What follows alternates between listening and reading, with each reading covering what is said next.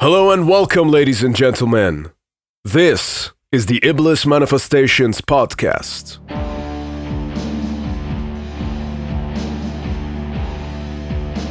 This channel features lengthy off-limits conversations with various different artists and entrepreneurs, predominantly from the underground metal scene. We take deep dives into the topics of life, music, spirituality, and take insight from a variety of thought-provoking perspectives from personalities who you don't often hear from in a mainstream settings. I am your host, Cheyenne, and I was originally born and raised in Iran and currently reside in the UK. I am the frontman and founding member of the black death metal band Trivex, who have been active since 2009. The band originally started in the Islamic Republic of Iran, where such type of music is banned as well as a punishable offense.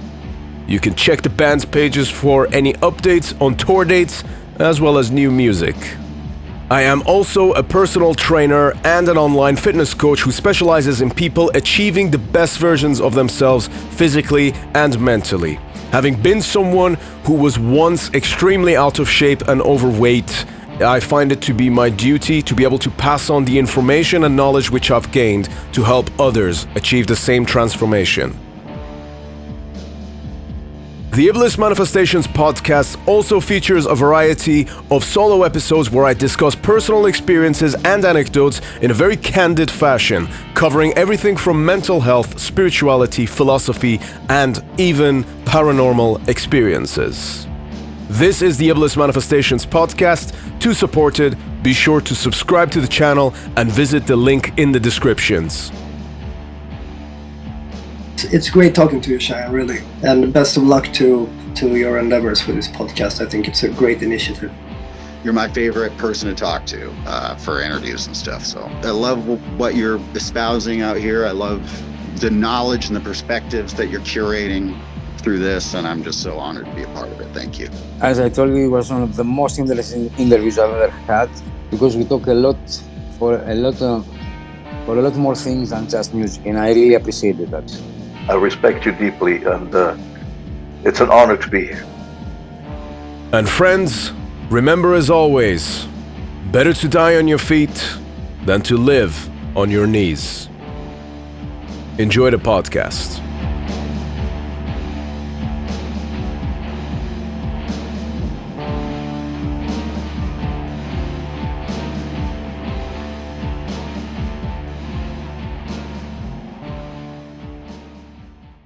I can't be turning up to a business call in the old Sinister t-shirt or my Impaled Nazarene t-shirt. Impaled Nazarene, yeah, that's what I was gonna say. Yeah, everyone in the company meeting is like, "Hey, so this is where we should put our budget," and you're just like, "It is unnatural." Yeah, exactly. Well, screaming it the way that Mika does. It is unnatural.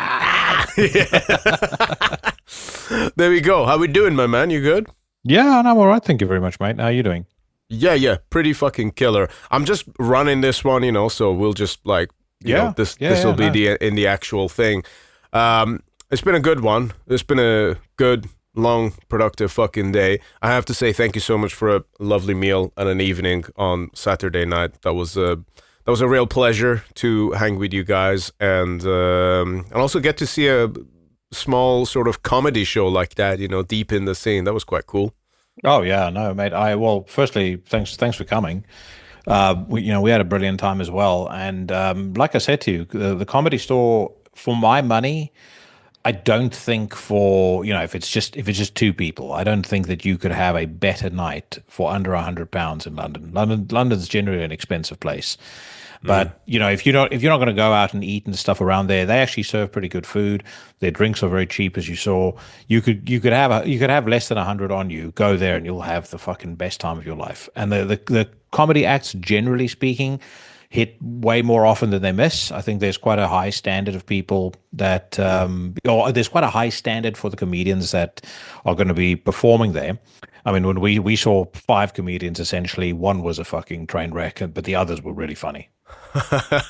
yeah, essentially. No, it's fucking killer, man. I told you, like, as soon as we walked in there, I'm a very vibe-oriented person, and as soon as we were in there, I was like, oh yeah, there's a good vibe here. You know, you feel the energy of the room in your belly almost. It's like a physical sensation when you go somewhere, and if you don't fucking hate it, usually it's like, oh, that's quite pleasant. You know, I can pick up on that. You know, stand-up comedy is a weird one for me because, like, for years I fucking hated it. So I thought, oh, why are so many people paying tickets to go and watch one person on stage with a microphone, with no band, no backing tracks, no nothing? And then over the years, it translated into, well, why are so many people paying all of that money to go and see one person on a stage with just a microphone in their hands? And I realized it's a real test of obviously you got your material, but it's also the confidence that you deliver in it. I realized that as a frontman, that was particularly important to pay attention to, that process of alchemy, that the things that you say can move the room. It's very powerful. You know, I've gravitated towards it a lot more in the recent years. Yeah, I've always been a stand-up comedy fan. It started for me with a friend of mine giving me a cassette that had Eddie Murphy Raw on it. So I didn't even realize, I believe that Eddie Murphy, when he released Raw, it was released as an album, and then they put out the show later on. But he gave me a cassette, and I was fucking howling with laughter. I remember listening to it in my car, driving around. My girlfriend at the time hated every single second of it because obviously, you know, she was even at that time, she was probably approaching what you would call woke in 2025.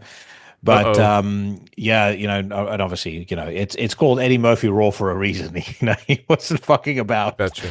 But yeah, I thought that was brilliant. I started going to the Comedy Store in 2015 when I moved back to London after I got divorced, and I used to go there regularly when I lived in London and loved it. I feel like you could be having the shittiest day, down on your luck, pissed off, fucking moody, depressed, what have you. As soon as you go in there, when you come out 2 hours later, you're going to be on top of the world. I mean, you know, it's so cliched, but laughter really is the best medicine. I could 100% see that, you know, like I would 100% see that. I mean, like years ago, and I mean years ago, this is a different Cheyenne we're talking about, not the same person, you know, but I would even find the same level of entertainment from, you know, websites like eFucked and whatnot. Did you ever go on that? No. Oh yeah, it's pure degenerate shit. I don't recommend it, you know, but there's like some pretty fucking horrid shit on there. To anyone listening to this right now who's like kind of just getting warmed up, I'm sorry, but for what I'm about to describe. But yeah, I remember there was this video of this guy. There's some really, really terrible things on there, you know, and you know, as you know, I quit watching porn a few years ago. Saying that, however, there's a video on there that was that I go back to frequently. I don't go back to it, but it just like it was so funny that you know, it's the dialogue at the beginning. This is not like some, you know, like it's this gentleman, you know, who just has abnormally large certain part of his physique, should we say, and you know, and then the dialogue at the beginning, it's got this VHS quality from 90s. He goes, "The other day, this guy told me to go fuck myself. And you know what? I can. Just watch." And yeah, obviously, you know, lesser interest to watch what unfolds at the rest of the video. But it was just like, you know, fun shit, you know. You just laugh at it. It's like, it's just absurd. What we're going to say, horrible, like our recent discovery. I don't know how I'd slept on this guy. Nathaniel from Damham sent this to me, and he's like, do you know this dude? And I was, don't know who you're on about, but that LC signed Tony, the funniest thing I've seen in a long time. Oh my god. You know, it's funny you say that because I was just watching some of his videos like 5-10 minutes ago. That guy is fucking funny. Yeah. It was one where it's like it's some person who is clearly, you know, at least looks or appears mostly Caucasian at the very least. I'm very careful with my words, you know, not to, you know, step on in. I'm about to say, can't get cancelled, mate. I can't. No. to be fair, people who want to cancel shows don't normally have the attention span to go past this point of the conversation. They would have, as soon as I said Eddie Murphy Raw, they would have just said homophobe, and off they go. Yeah, but it's Eddie Murphy. It's okay. But yeah, I was watching one of the videos, where you got this clearly white person at the beginning saying, "I'm proud to be black," and then this guy comes in and says, "And I'm proud to be Donald Trump." Now here's the LED screen we have here. It's just like, what the fuck? Well, that's the crazy thing. He runs a legit business. He's amassed over 1 million followers on Instagram just because he has these crazy, triggering, hysterical videos that lead in for 10 seconds on a reel where he then goes on to talk about the company.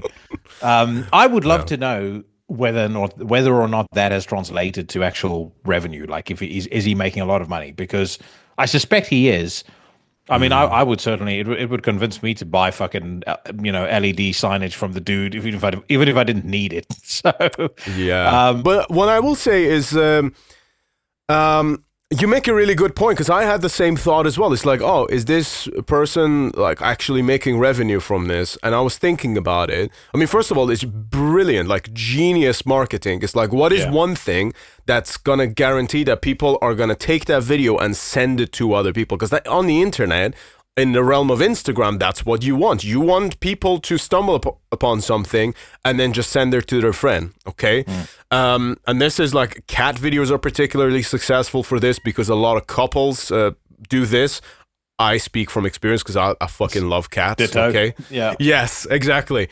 And yeah, it did make me think. There was that, because even if it's not so much the actual revenue in the product, having 1 million followers on Instagram's a big fucking deal. So you could potentially even have someone else who comes and buys that from you to then have their own content on it. So people do shit like that, and it's the fact that it's been built organically as well. It's got to amount to something. The other one I can think of was that Indian page where they kind of started this viral thing where the guy would fall to the ground, and then the next shot was him or someone else rolling off the floor with this material, carpet material, and being oh, look at this nice dress. And then they were selling dress and material and stuff like that. And lots of bigger influencers and social media people like Alex Hormozy and those kind of folks ended up picking up on it, where it's I'll explain it a little bit more fluently. Basically, it would be the internet's full of fail videos. So it would be a video of someone falling off a bicycle, and then the next shot, the guy who's the business owner or the representative would all of a sudden sort of get up from the ground as if he was the one who just fell from the bike, and then he'd start showing you all this material and these pieces of clothing that they were trying to sell. And it's weird how shit like that just takes off on the internet, and could potentially actually be very lucrative. Oh, yeah. One thing I was looking at the other day is, and again, I wasn't looking at it to start one myself, but I was looking into whether or not the people that are doing it actually make money. But I mean, you go on YouTube and there's so many channels that just basically recast, repackage, remix videos from Joe Rogan, Lex, I mean, even Bill Maher, they'll basically have I don't know, Cheyenne nukes Jackie Smit from orbit about blah, blah, blah. And then the guy says 5 seconds worth of something in the beginning. This is a video about Cheyenne of Iblis Manifestations nuking Jackie from orbit, when he asks him about, who God knows what. And then they post it, and they're getting 7, 8, 900,000 views per video, which we know, because both of us are I mean, technically monetized. I've made it cool. So far, my monetization counter is up to a cool £12.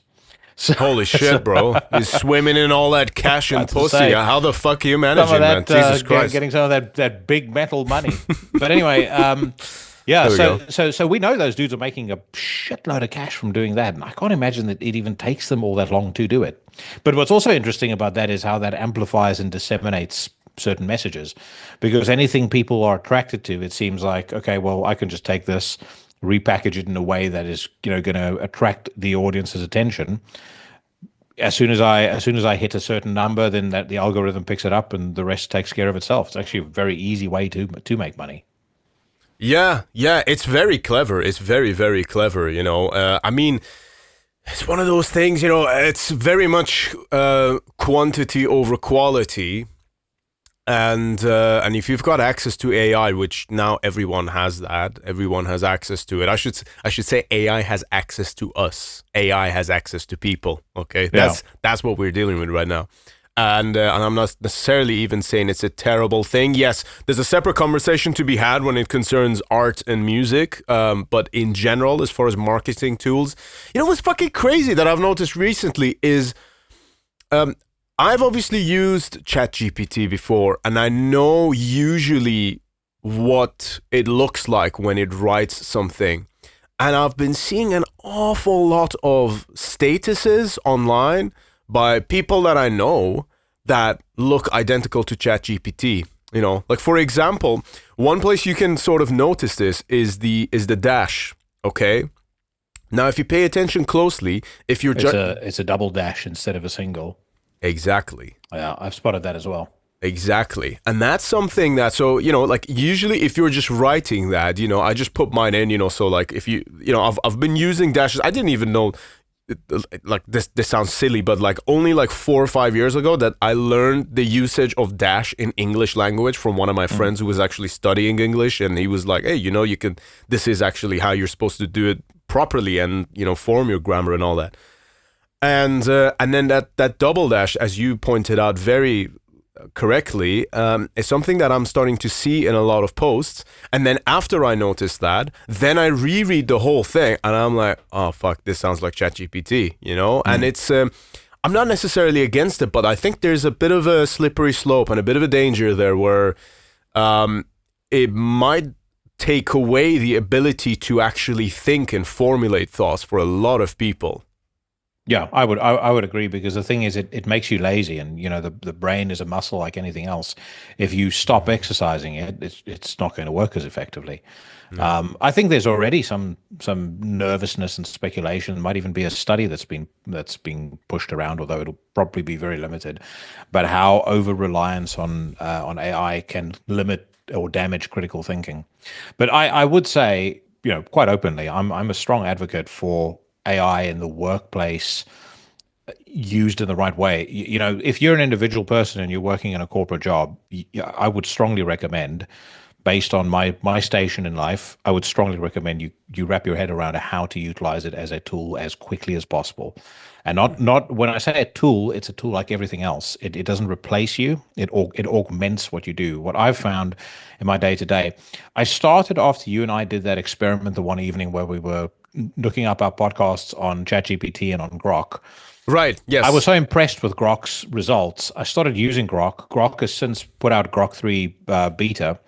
And what I've been using it for since is, if I'm pulling together a deck or I'm pulling together a piece of insight or whatever for a client, then rather than sit there trying to think about how do I formulate my thoughts and how do I write this in a way it's correct, I just brain dump, get all my ideas down on paper, and then I'll just put it into Grok and go, am I missing anything here? Is there something? Is there could I be more concise here? Could I be more? Is my message or the point I'm trying to make landing strongly enough? So I would say, in terms of pure time saved, it probably adds, at least in terms of productivity, 2 to 3 hours to my day on average, depending on how much work I am doing, which benefits from that. Naturally, it can't replace face-to-face conversation, and again, I do a job where I'm client-facing, so a lot of my time is spent engaging with people. But it can't replace that. But what it can do is it can take an awful amount of the drudgery and the kind of mundane labor off of your neck, and it frees you up to think about stuff. And in some ways, I've actually found it makes me more creative because of that, because I'm not preoccupied with the idea of, okay, I have to make this sound right, or I have to make this come across right. I can just fire off ideas, get it to get Grok to help me shape those ideas in a way that I'm going to communicate them effectively, and then be done with it. But what I would say as well, as an aside, I think I mentioned this to you on Saturday evening, the writing's on the wall for a lot of jobs. I can see this very, very quickly replacing. It's not going to replace blue collar jobs. That I don't think that's likely to happen for at least another 10 to 15 years, probably a little more. But in terms of white collar jobs, I personally think AI is going to replace 50% of white collar jobs inside of the next decade. That would be my prediction. So that would have been my next question. What sort of time frame are you looking at this? Because one thing that I have noticed, okay, so you're saying in the next 10 years or next decade. One thing that I have kind of noticed, because I have, as you know, worked many different jobs during my time in the UK. I have done anything and everything. But in the more recent years, obviously before the fitness thing kind of like really starting to take off, I have mostly spent my time working admin jobs, okay? Yeah. And a part of that was also with the NHS, okay? And I have a pretty good understanding of how their systems work. I think that in the context of running an actual corporation, because the thing is that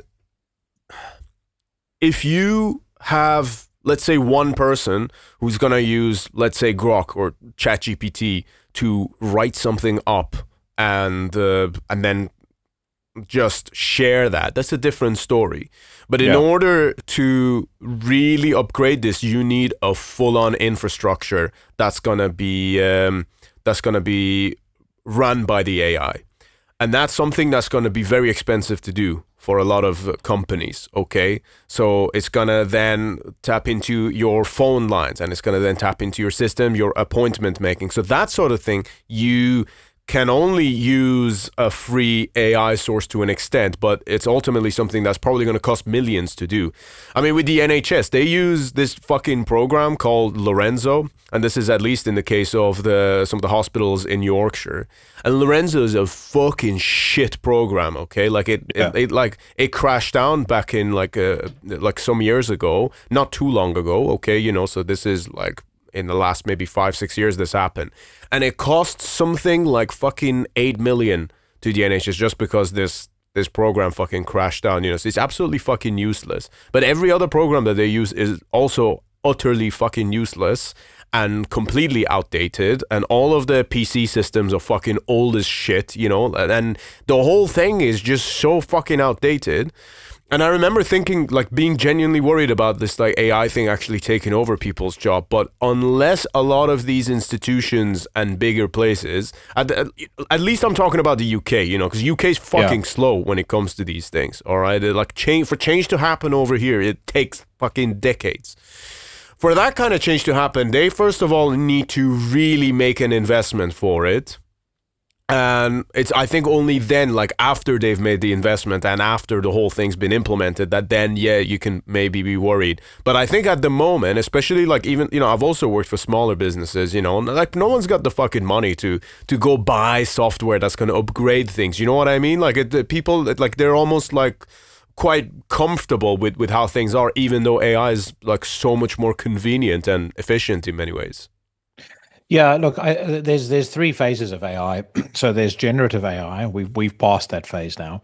Excuse me. That's where the machine is effectively learning, and it's focused effectively on creating things like text, images, music. It's really in terms of its utility, it's great for search and it's great for coding.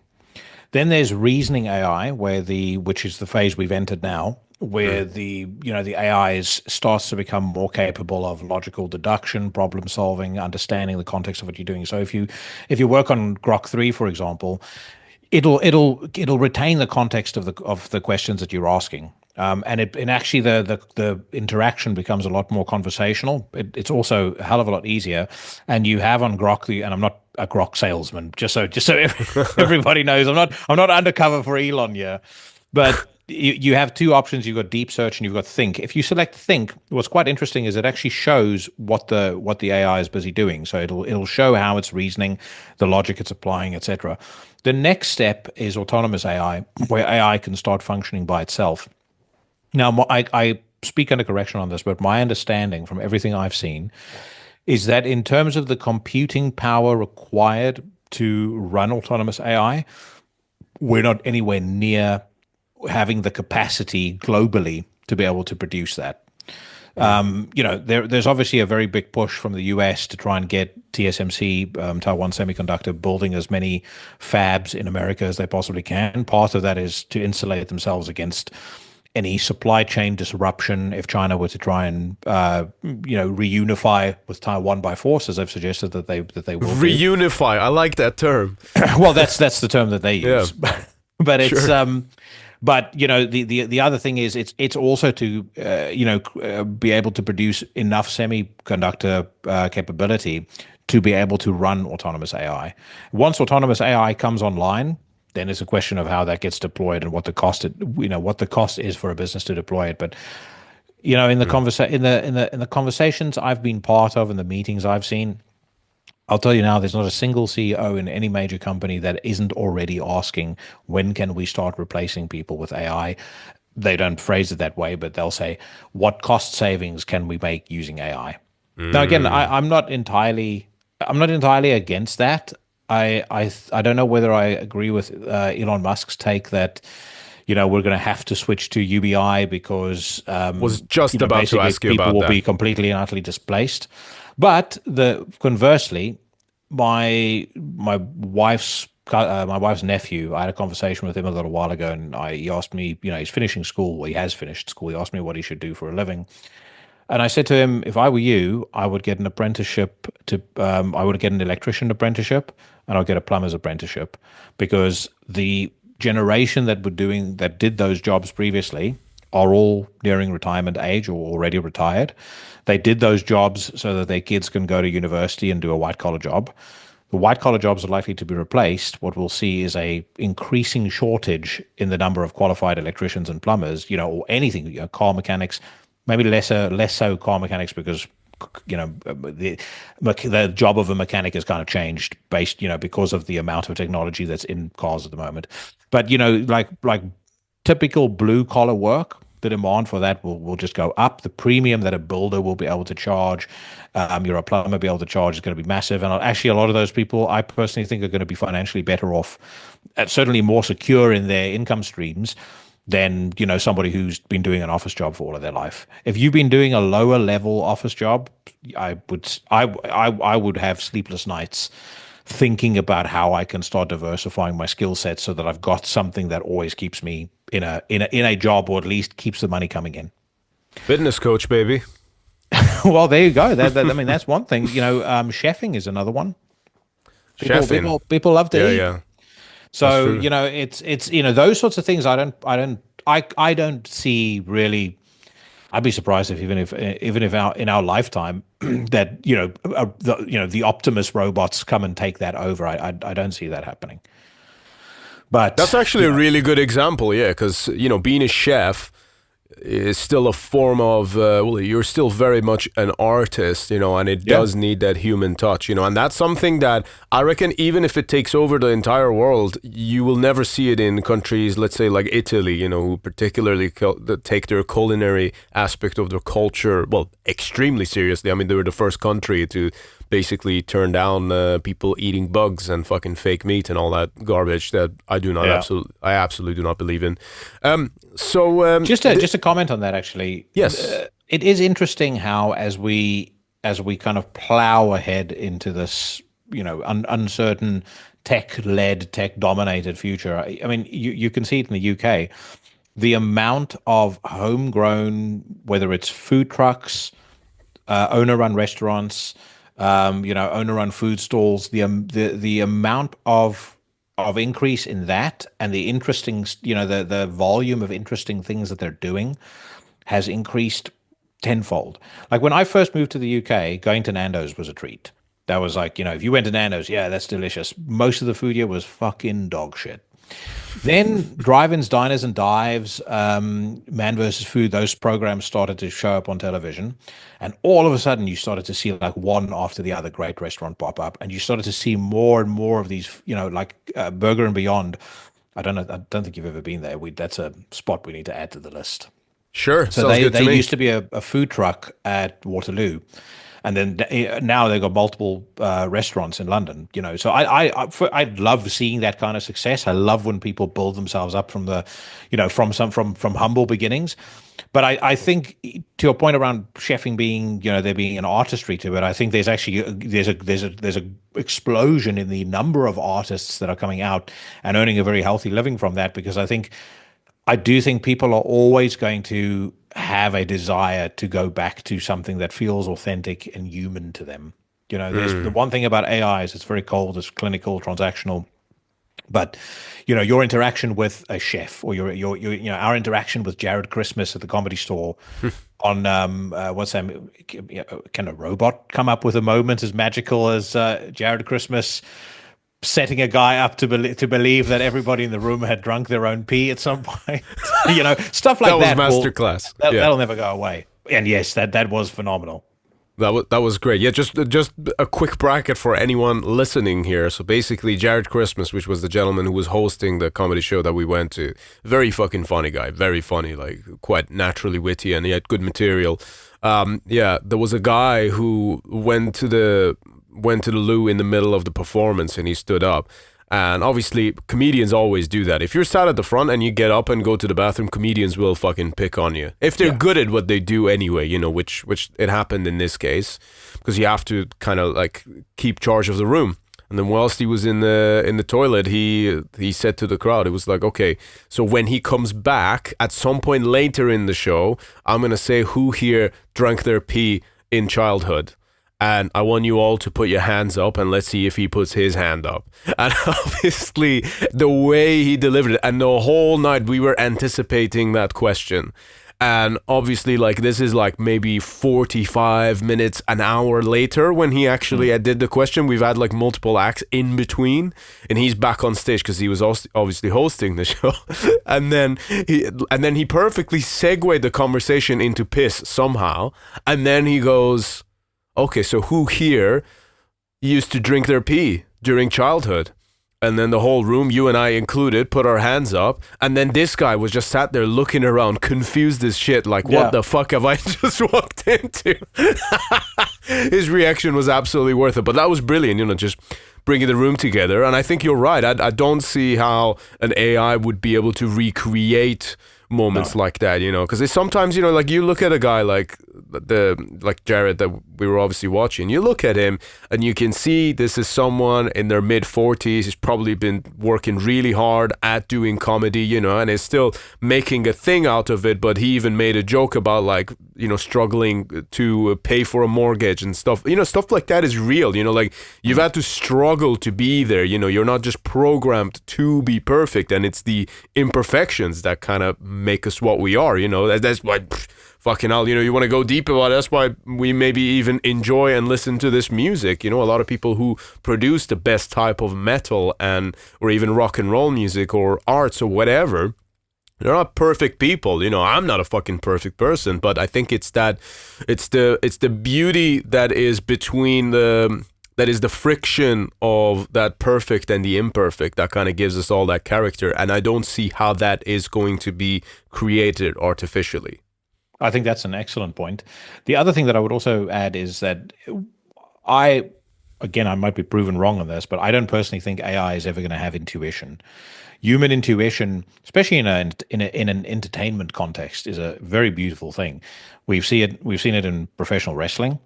You see it in comedy. You see it in acting. You see it in music. Jared Christmas was a great example of somebody that read that room so well that he knew exactly when to drop that joke. Yeah. Likewise, most of the jokes that he did. Pro wrestling, if you listen to Stone Cold talk about some of his best, most memorable matches, like he explains to you, like, I was listening to the audience and, calling it on the fly what we were going to do next based on how I was hearing the audience react. Music is the same. Those imperfections, I rave on and on about these albums on my podcast constantly, but Battles in the North, first Deicide album, some of the most imperfectly recorded records, some of the most beloved and cherished almost because of it. You don't say, well, hey, that I love Deicide because I can hear, or the first Deicide record because I can hear Steve making mistake after mistake on the drum kit, but it's part of the whole package and the human emotion, the hatred that comes out of that record because of how he's playing that makes it so special. You can't recreate that with AI. Absolutely. Yeah. Yeah. This morning, this might sound a bit random. Were you a fan of the original Lion King film? You know something? It's not a movie I ever watched. I never watched The Lion King, and I've not watched any Lion King movie ever. I've not really watched a huge number of Disney movies because when I was young, it was Bloodsport, Enter the Dragon, or Predator, and everything else was rubbish. And as I've grown older, obviously, I've not had a desire to watch it. My daughter doesn't really like it either. So she was weaned on cartoon-wise Megamind, the Lego Movie, Shrek, that sort of stuff. But she quite quickly started liking Lord of the Rings and things like that. So I've been quite fortunate in that regard. I've never once had to sit through Snow White. I have had to sit through Frozen once. That was a nightmare. Oof, that's rough, man. Yeah. F in the chat. No, so the reason why I asked you about Lion King is obviously I watched that as a child, and I haven't watched the film itself in a gosh, I can't remember how long it is, but me and my partner went to see one of the new ones in the cinema, and then it made me remember. I was like, oh my god, this is fucking Hans Zimmer at his best. I need to go revisit some of the soundtracks. And from the original Lion King, there's kind of like the main one. The original soundtrack's called This Land, I think. That's kind of like the main one. And fuck me, man, you listen to that. I woke up this morning and for absolutely no reason at all, like my brain's like a radio, sometimes I wake up and then a channel is on and I just like run with it. And this morning, the channel was like telling me I need to hear that song. So I put it on in the morning, like headphones. And I was just like, fuck, you take the film out of it, you take the Disney fucking bullshit out of it.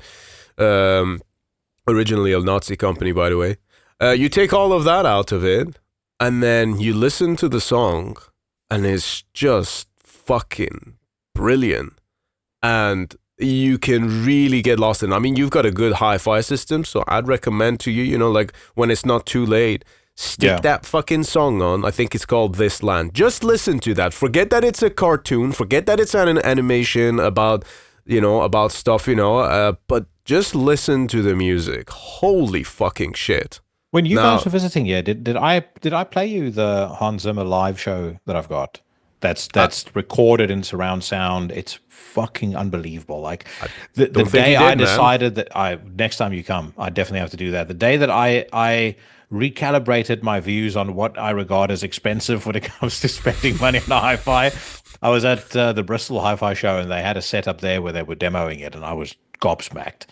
And I've got something here now that will do it almost as good justice, but it's a full Atmos recording. He's on stage. It's I think it's Hans Zimmer live in Prague. It's on, I believe it's on Amazon, but I've got a bit perfect version on my computer. So next time you for sure, let me play that to you, because it's he plays stuff from Gladiator, Batman. I think there's Blade Runner as well. There's so all of his choice cuts they perform, but it is goosebumps from start to finish. Goosebumps. Perfect. Yeah. That's the perfect way to describe it, man.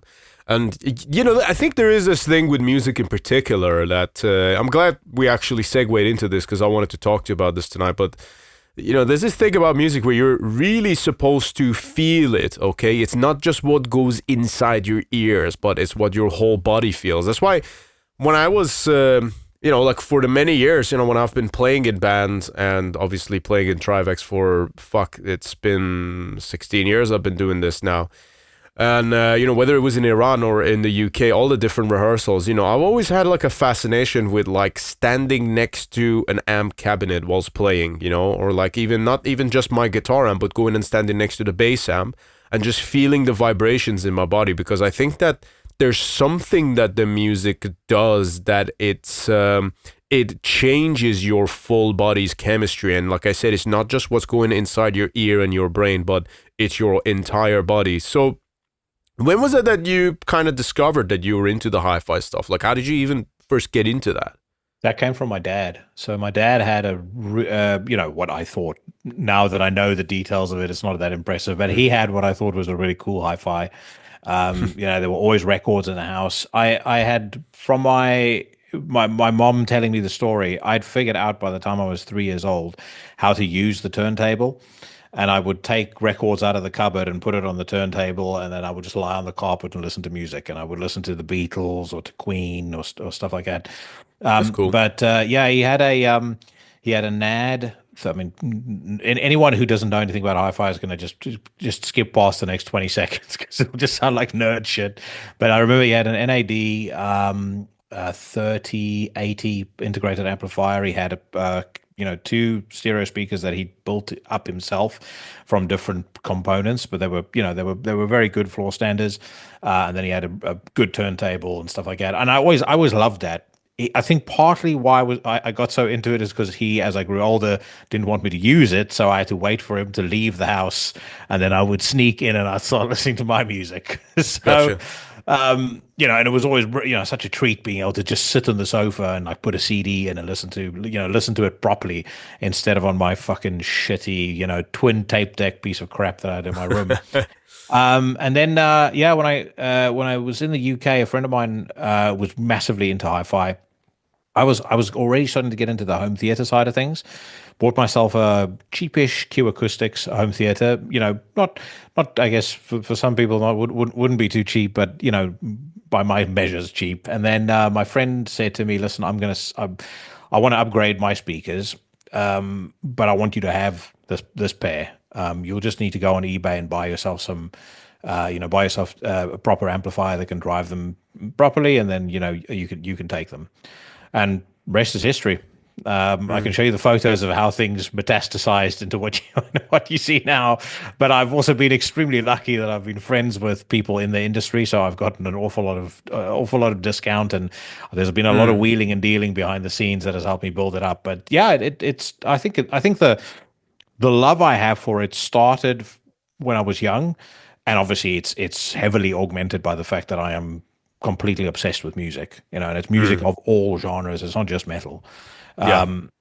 The for me, being able to sit and listen to music on the setup I have, it's just a Gen Z term, but it hits different.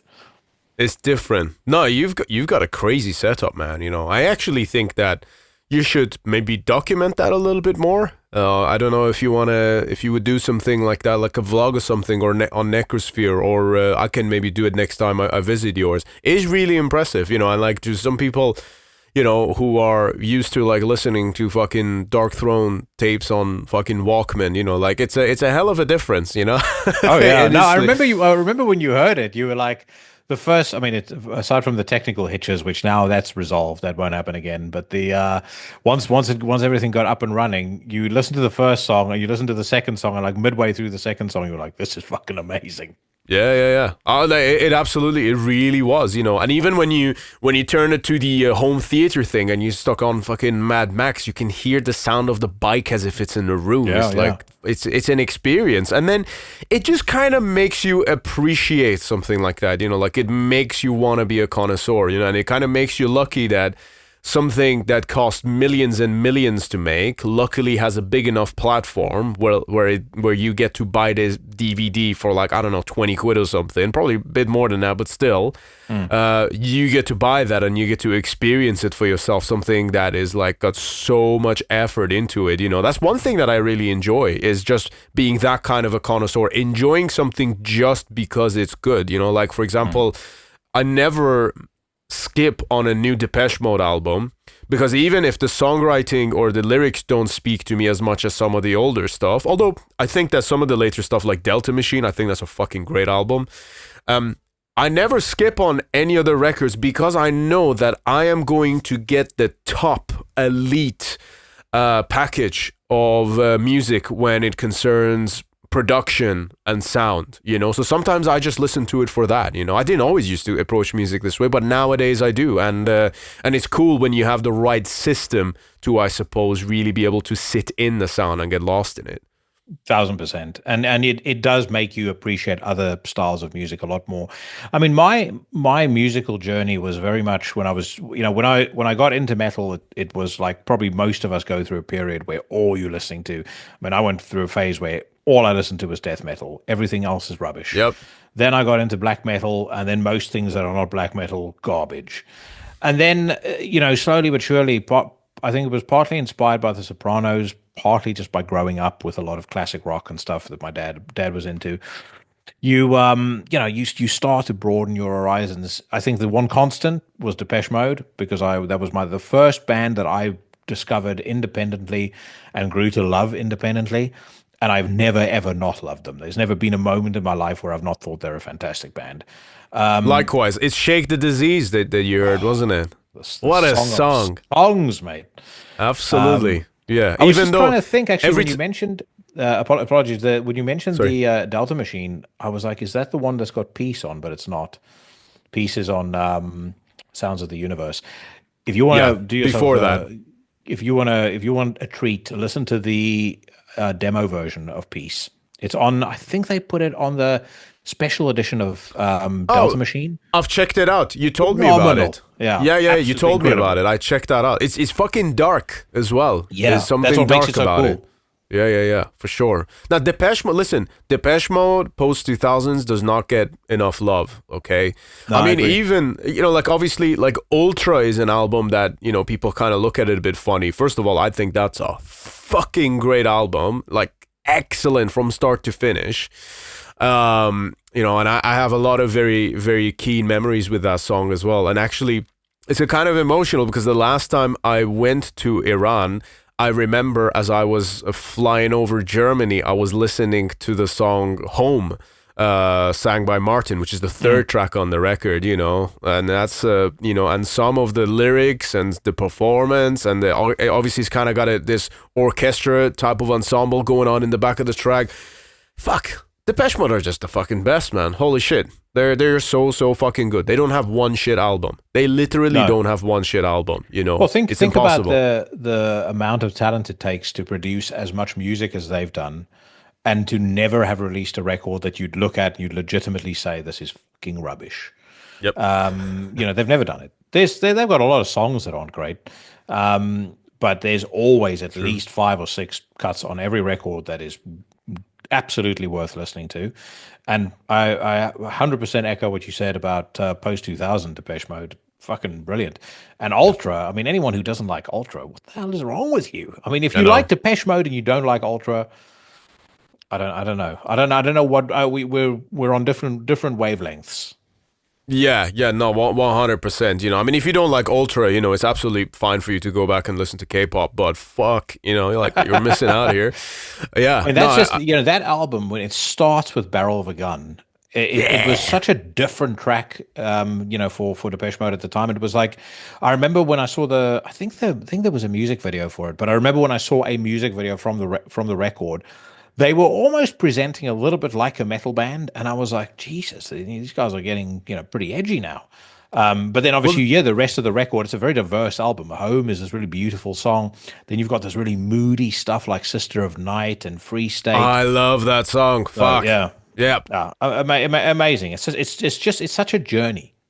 Yeah, absolutely is. Yeah, and you're right about the Barrel of a Gun, because like the ending of the song is basically like a heavy metal riff, that you kind of got actually a bit of distortion on there, but then it's done so unconventionally and so authentically, like Martin Gore always does. He's one of the songwriters that I would regard as like right at the top of the fucking list. He's just the fucking best at what he does, And yeah, man, that we could literally like break down just that album alone, and just go through all the songs, like one by one. But even like, even later, like in 2005, you had Precious. That was a fucking great song, Brilliant. What a fucking tune.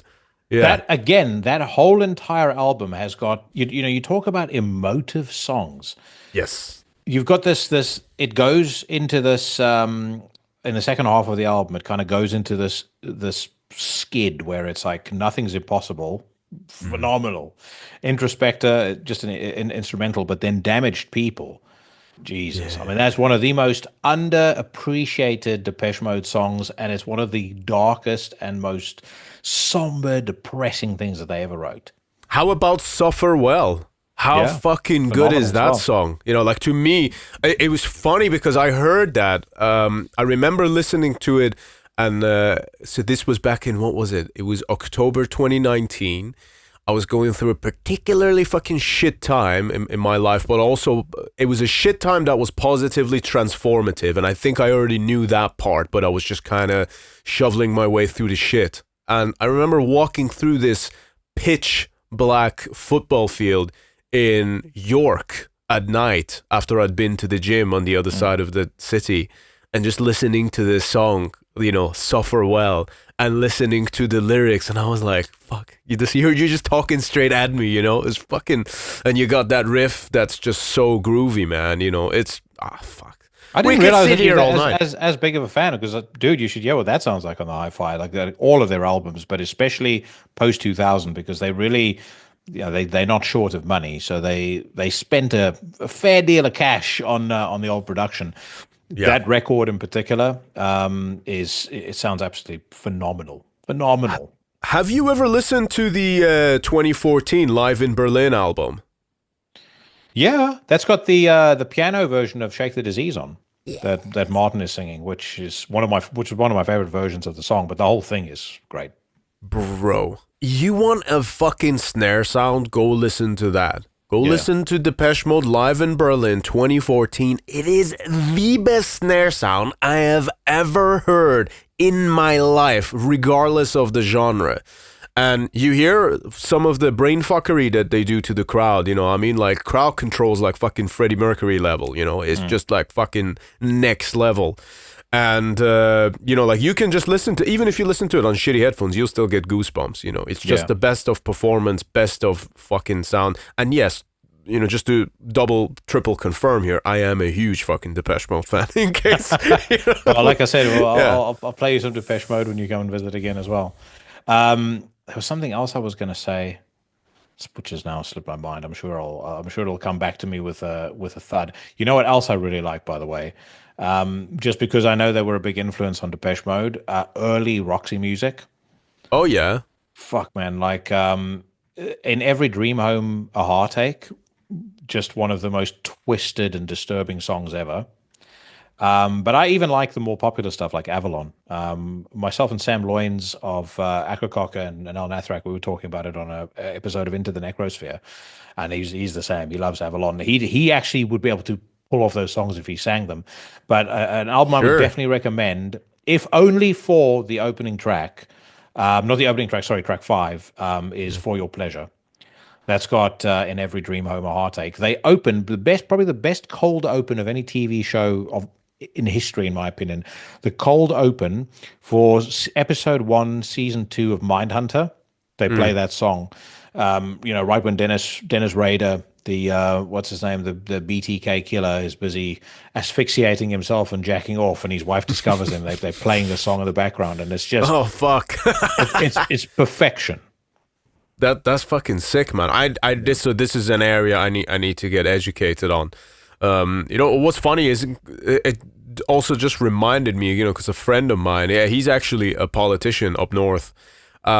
But he's been playing music and he's been playing in bands since the 80s, essentially. And he said that Depeche Mode were so fucking hot back in like early mid 80s that they would go and like hang in certain places like outside their tour bus or something like that. But because they were kind of a band, and obviously at the time you have to understand that people didn't know what everyone in the band looked like, essentially, like you recognize the songs, but everyone has a certain style to them, don't they, and everyone kind of like blends in, especially like in that cusp of like 84, 85, before they went from like 4-piece to 3-piece, they kind of had that sort of a very specific image. And then these guys would actually pretend to be Depeche Mode because the people would go up to them and start getting autographs and stuff, and start taking pay and start like exchanging contacts with some of the girls and things like that. And they were not Depeche Mode. No. I remembered what I wanted to ask you. Have you heard the cover that Dave Gahan and the Soul Savers do of Nothing Else Matters? On that extended version of the Black Album that they did. Man, alive. Yes, I have. Yes. That was on the on that kind of covers compilation album that Metallica did that had like Ghost and Miley Cyrus and a bunch of others on it. But I did listen to that. I mean, Dave's voice you just can't fucking go wrong with it, man. He's the best. Yeah. I mean, I would, my criticism of that covers collection is they could have curated that far better than they did. But amidst the dross, there was an oasis in the desert, and that oasis's name is Dave Gahan. When you say curated, do you mean the way the songs were structured, or do you mean just the artists that were picked? The song and artist selection. Okay, so the whole thing, basically. Basically the whole thing. I mean, most of it is unlistenable rubbish. But that Dave Gahan Soul Savers cover, that rescues it completely. Yeah. I didn't hate the Ghost and Candlemass cover of it. I thought it was a quirky take on it. Not my favorite thing, but it was kind of like I was at least welcoming to it in the sense that it was different, and that's a hard song, I think, to rewrite unless you're like completely redoing the whole thing, Did you listen to that as well? I did. I'm not a particularly big Ghost fan. I thought the first two Ghost albums were quite good. Beyond that, they've never been a band that really appeals to me. Like I feel like if I was going to listen to that kind of music, I'd sooner listen to Merciful Fate. Okay, I mean that's not exactly like a terrible. Not thing. exactly the same, but it's not exactly the same kind of music, but it's kind of it's in that vein. I think the only other thing that they ever did that really appealed to me, and mostly because I used to use it as a test for when I was changing speakers around, or thinking of upgrading a cable or something like that on the hi-fi. He is on what's the record? That's from Meliora. Meliora, 2015. Yeah, that's the one. That's quite cool. And the reason I like it, I like to use it as a test track, is because the production, everything is very, every track is extremely like crystal clear. It is Bass, on that album. Guitars, vocals. It's a very well produced song. Yeah, absolutely. I'm more just like fascinated, even if I like, I must admit, I'm a huge fan of the first album. I think the first album is first album I like as well. Because it's got like that perfect mix of, as you mentioned, Merciful Fate, but also Blue Oyster Cult, which I think I think you should start listening to them a little bit more, man. Fire of Unknown Origin, like holy fuck, literally one of the best rock records ever made, ever. Yeah, no, you sent that to me today. I'll definitely check that out. Just listen, man. It's just so fucking good, and it's the fact that motherfucker is. There's this, I'm sure you will recognize the song straight away. It's this funny thing that happens to us as music connoisseurs, where you're like really into a lot of stuff, and then all of a sudden comes this like really like major thing that you just somehow like never got into. I have that with loads of bands. I'm constantly having to go and listen to like really main stuff, and it's like one band that, I'm not embarrassed to admit it, but one band that I really don't have that much of a clue about is Led Zeppelin.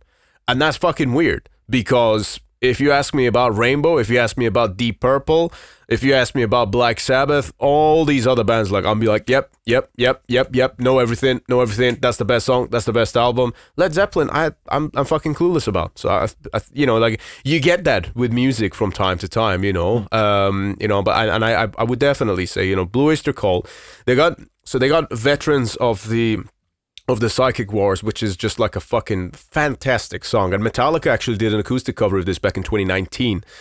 James did a pretty good job of it, as he does with pretty much anything else he ever does. But that particular song has a live version video where it's got an extended outro, and oh my fucking god, the solo on there is insane. Like the song actually ends on the album, it ends on this slow section, but then live there's this video from like 80s or 90s or wherever the fuck it is, and holy shit, the song picks back up at the end, and then he starts ripping these fat solos, and it's just so much feel to it. Kind of has like a, for any of the more black metal heads listening, it has a very similar temperament to the outro of Waters of Vain by Watain.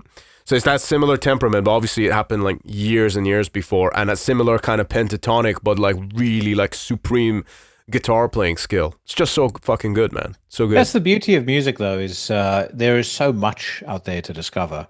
And I'm the same as you. You know, there'll be periods of time where I'll go back. Even in metal, I'll go back and I'll go and discover a bunch of stuff that for whatever reason, because we've got limited time and because we come from different backgrounds where, for probably business reasons as much as anything else, we were exposed to different kinds of music. Like, for example, a lot of the underground thrash of the mid to late 80s, and that completely passed us by in South Africa. They didn't sell any of that there. It was apartheid's time, number one. Number two, you had, it used to be called All Blacks. It was like, they used to distribute Roadrunner. Like, if you look at some of the mid to late 90s Roadrunner releases, they had like All Blacks at the bottom. They did distro in South Africa. So stuff like Sepultura and Deicide and Obituary, that was relatively easy to get. But just recently, I started working on this countdown episode I'm going to do of like our favorite thrash crossover albums, from the 80s. You start digging into Sacrifice and what's his face, Protector, and bands like that, like stuff that I hadn't ever really spent as much time listening to, and you go, holy Jesus, there's a treasure trove of incredible music here to listen to. And I've had that with with bands outside of the genre as well. I've had that with rap. Yes, I think I spoke to you about discovering a rapper named Paris, and it's like I'd never heard of his music before. And not everything that he does is great, but his albums Gorilla Funk and Sleeping with the Enemy, I mean, there's some genius on there. For sure. Also, and he did another one. I think his first album was The Devil Made Me Do It. That is also essential hip hop. If you're a fan of proper, early 90s hip hop where it was a sample, a drum beat and rapping, you have to check out that record. For sure. I will have to check that out. Did you ever get into Immortal Technique? It's a bit too new school for me. I'll tell you what I don't like. I don't like hip hop where there is any attempt to be musical.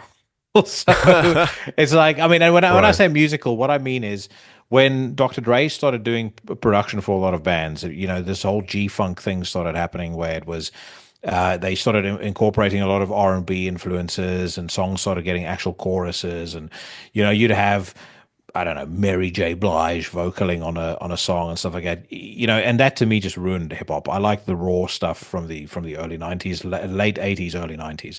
There's a really cool documentary about the advent of hip hop on Netflix, and they talk about how that old beat was created, and basically like an old Casio keyboard, and they just put the beat on loop, and then they would just do their thing.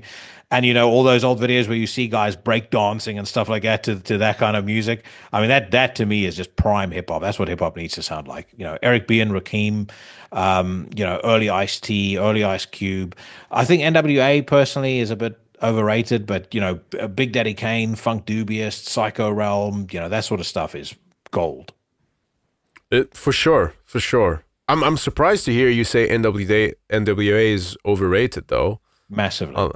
Wow. They have 2 albums, and on their 2 albums combined, name 5 songs that you like. Aside from the obvious. There's Straight Outta Compton, there's Fuck the Police, there's Appetite for Destruction. I personally think Appetite for Destruction is their best song. That's a good song, yeah. Beyond that, it's not really a huge amount that stands out as brilliant. There's a lot of very cheesy, stupid shit on there. Just Don't Bite It. That's a good one. It's all right. It's like 100 Miles and Running. Yeah. Boring. Yeah. Quiet I think for me is when I listen to those kind of records, you make a good point about the songs. I don't even listen to songs. I think the way to consume those records is to listen to the album, and instead of obviously you can do whatever the fuck you want with it, really. But for me, I am more curious to observe the attitude and the vibe of it, and also understand that what I'm listening to is a time relevant thing. So it's something that's culturally time relevant, So that's kind of the thing that makes me interested in it. By the way, I don't know if you knew this, but this was something that fucking blew my mind. Did you know that some of those like main labels, like the big labels that were putting out gangster rap, including NWA, they were also owners of private prisons in the US at the time. Did you know that? I heard about that. And I'm sure you heard Mike Benz talking about how the CIA used to bankroll a lot of those labels as well. Okay, yes. So we're now talking about the same person. Yes, I have. Yeah. It's fucking wild, man. What the fuck?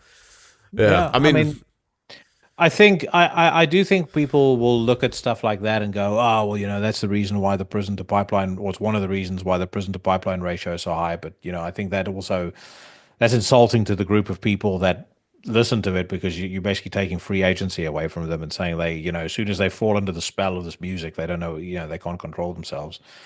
That's true. I think the two things are quite separate. One of the things that I love so much about the golden age of hip hop, like mid to late 80s rap, the DOC, Eric B. and Rakim, Big Daddy Kane, there was something extremely empowering about it. And so what you're saying about appreciating the time and appreciating the history of it, that was a time where I think all of those guys were doing stuff in such a way that they were trying to make the young men in their communities feel empowered and feel like conquerors and feel like more than society's outcasts, because they were poor and they were black. So at that time, their standing in society was certainly far lower than it is now. And I love the way that they do it, because they do it in this very, I wouldn't say it's an understated way. It's quite an ostentatious way, but it's done in such an authentic way. Like Eric B. and Rakim has got a song called "No Competition," and it's just it's basically he's rapping about how he's the best rapper on the face of the earth. But, which weirdly enough, most of his first music is all like that. But brilliant, absolutely brilliant. Like, you can listen to it now. And again, I don't give a shit how fucking down in the dumps you are about your life. You'll feel great when you're done with that. Just listen to it nice and loud in the car, go to the gym, get some of that fucking depressed shit out of your system. You'll feel fantastic. Which song was that again? No Competition. It's off an album called Follow the Leader. No Competition, Follow the Leader. I'll have to check that out, man. Yeah. Basically, a single bass note, like the song starts like dong, dong, dong, and then like the beat kicks in, and it's just him rapping. I mean, he's widely regarded as one of the greatest rappers to ever live, like one of the greatest MCs to ever live, and he proves it on that song. There's another one that I would strongly, I mean, if you dig that kind of hip hop, check out a song called "Portrait of a Masterpiece" by the DOC. It's off an album called No One Can Do It Better. So in keeping with the theme of like, I am the best, it's 2 minutes, 29 seconds, total freestyle. He actually, in the song, because I watched an interview with him where he spoke about recording the song, and it's, they basically just kept the recording going. In the song, he actually stops the producer, Dre was the producer, he stops him and he says like, I got to catch my breath. And then he carries on with it. Fucking cool. Amazing. That's fucking great, man. What's really interesting about that stuff, I'm thinking about it as you're saying this, and I've had similar reaction to rap music, where like you listen to certain stuff, even like the most generic stuff, like the famous Dr. Dre album, with the lot of them. Yeah, what is it? 2002? That's the album, isn't it? What was it called? Is it called the Game? No, I think it's just got the name of the year on there, but it's not in that year when it actually came out. Regardless of that, you know what it's called? Sorry, I'm completely wrong. I didn't really listen to Dre, so it's called 2001. 2001. There you go. Yeah, that's it. So that album, even if you listen to some of those songs, it's like pretty much like the most famous rap songs in the world are from like that album, basically. Yeah, and I think that, you listen to it and then obviously the artist is saying things from his own perspective, and it's this thing of, I can fucking do this, I'm gangster, I'm this and that, I got my shit together. But when you listen to it, you adopt that thinking that, oh yeah, I'm gangster. Oh yeah, I can do this and that. I've got this. And you might be some like fucking poor kid, with like a single mom, and hardly any money and all kinds of these things. And it's very, you can very easily see how impressionable, especially younger men, can be to this style of music.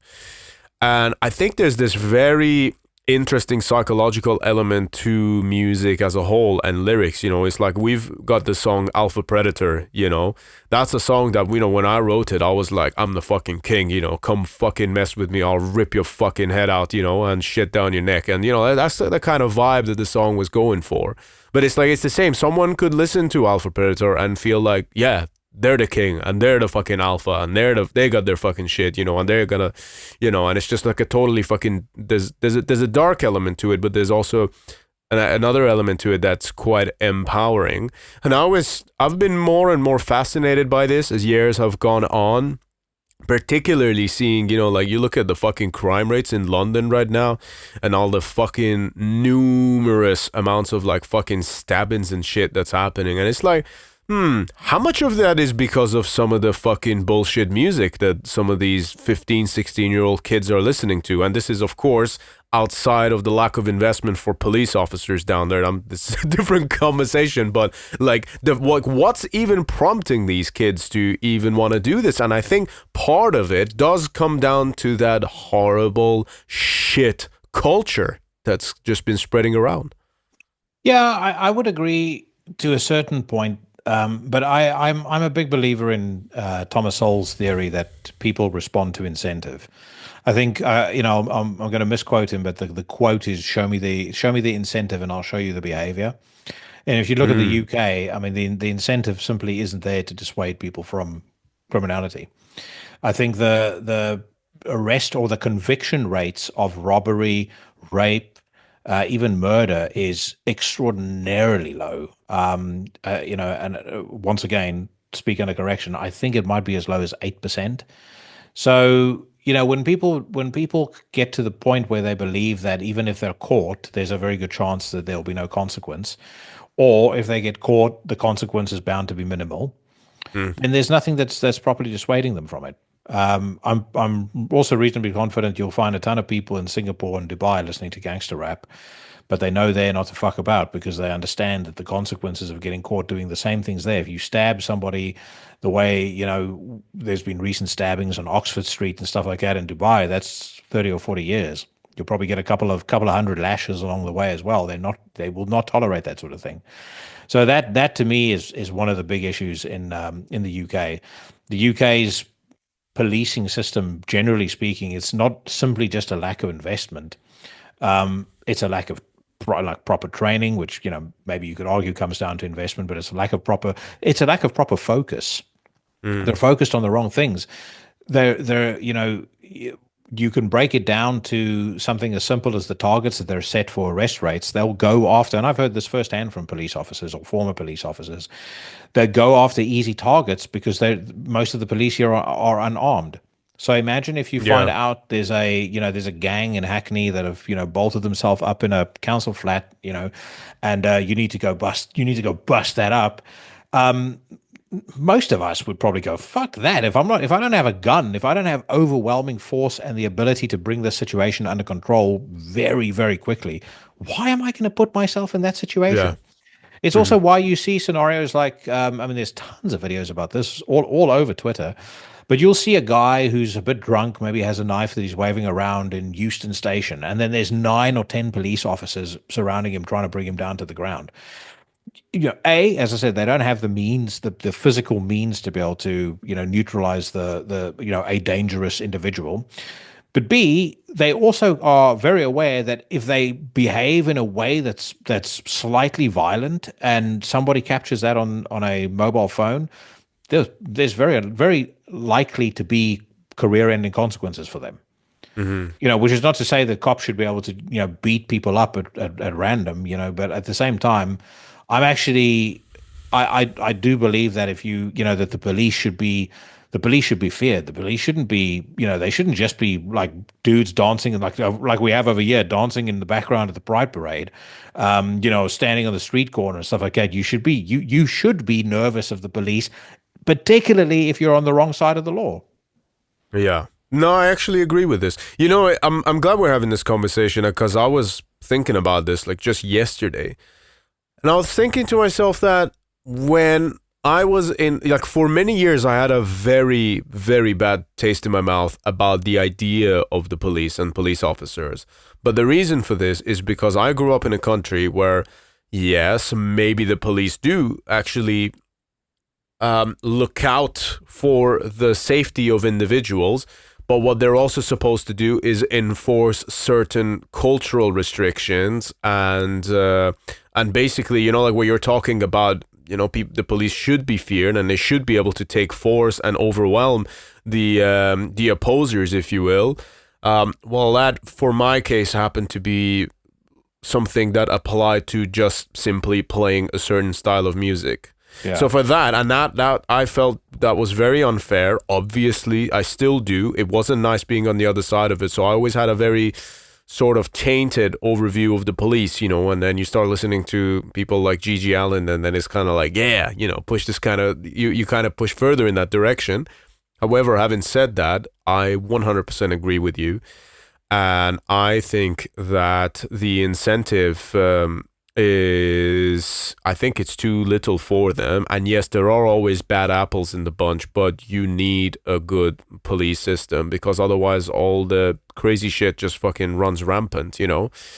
And yeah, I do believe that they should have the force to kind of prevent these things. You know, the less kind of nervous and scared they are, because you forget that's still a human being, right?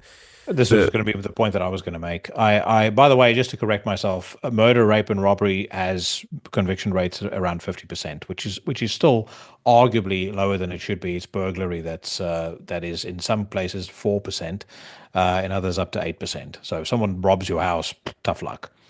But what I was going to say, you know, with police, and this is true of police in the US, it's true of police here in the UK. Very, very few people that scream ACAB, fuck the police, you know, whatever stupid shit that they say, will ever stop to put themselves in the shoes of that individual and think to themselves, okay, let's take the US as a great example because this is where a lot of it emanates from. You're seeing what's happening in a lot of the fucking blue states now, you know, the same people, including actual politicians that were pushing for all that fucking defund the police shit. You're seeing them eat shit right now. But I mean, imagine if you're a police officer in a very dangerous neighborhood, in a high crime neighborhood. Every single time that you do a car stop or you stop a suspect, there is the threat of lethal force because people can be armed. Imagine that. Imagine what that does to you from a stress perspective. If you've got a family, you've got kids. Like, I mean, I'm turning 45 tomorrow. And I stress. By the way, an early happy birthday to you. I was saving that for the end of the episode. Thank you for spending the night with me, but an early happy birthday, sir. I stress on a daily basis about what happens if I were to get sick or if something were to happen to me. So when I think of police officers, guys working the beat in high crime neighborhoods, I think to I can empathize with how they feel because you think you're going to leave your family behind, your wife, your children, you know, whatever the case may be, and that then naturally has the knock-on effect to make them particularly twitchy. And if they deal with a suspect that gives them any lip or any shit, of course they're going to overreact because you get to a point where I think you're so numb to it, and you're so numb from the abuse, and maybe you've seen a partner of yours get shot, or you've seen somebody that you know get into trouble because they didn't respond to a situation quickly enough, and there's just simply no, you can't put somebody in that situation and not expect this is going to happen at some point. It's a little bit like like soldiers acting out. If you put put an 18 or a 19-year-old young man in a war zone, and then, after spending 3 years or 4 years of his life there, seeing, his friends' limbs blown off and, being under constant fire from the enemy, you see him torture a prisoner. Why is anyone surprised? This guy's been so desensitized to violence, and he is suffering of such severe, post-traumatic stress disorder. It's bound to erupt or lead to outcomes that most of us would find incredibly distasteful. But you have to, at the very least, I mean, you can condemn the behavior, and I certainly do, but at the very least, you have to pause and think, this isn't just coming from nowhere.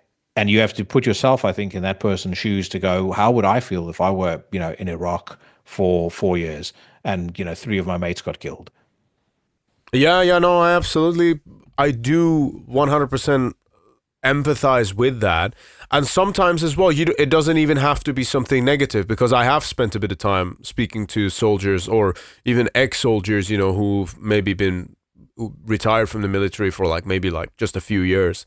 And just a mere thought of, going to Iraq or Afghanistan. I mean, Afghanistan was always an uphill battle, literally, by the way. That's why they could never conquer it there. I know people who've been over there and they fought and they come back, and just the fact that they now have to give up their weapons and, that sense of purpose is gone. And then they have to watch these new guys go in there with better equipment and, the team again. Now they're the relevant ones, and these guys have to come home and coexist with society. That's fucking horrible, man. That must be really, really tough to go through. I think that to some extent, now I don't want to devalue either one of these sort of pathways of life by making this comparison, but I do think that there's some form of, at the very least, primitive psychological relevance between being a soldier and also being a musician, provided that you're touring and traveling around.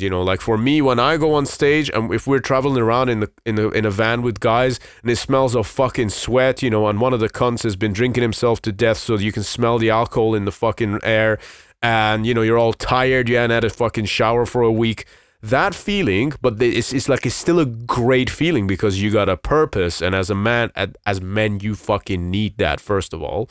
And then you're on your way to go to a show, and even if there's fucking 10 people there, you're gonna fucking annihilate every single person who's in the crowd, and you're gonna tap into that reptilian part of your mind to do it. And it's a powerful and beautiful thing. It's a bonding experience. It's tough in the moment, but it's the thing that breeds memories for you. Okay? Did you ever see that Peter Jackson documentary, They Shall Not Grow Old? Yes, about the First World War. I mean, yes, exactly I did. what you That's said fucking now. hard, man. Yeah, men in the most horrific circumstances that you or I mean, I don't even think we could begin to imagine what it was like to be in a trench in the First World War. And most of those guys, when they're asked in the documentary, how they felt when they were sent home, they said, "I wanted to go back. I wanted to be with my friends. It was shit, but at least we had each other." And then, on top of that, as a sidebar, think about how they felt reintegrating into society, and there's signs up at pubs and stuff like that saying war veterans not welcome.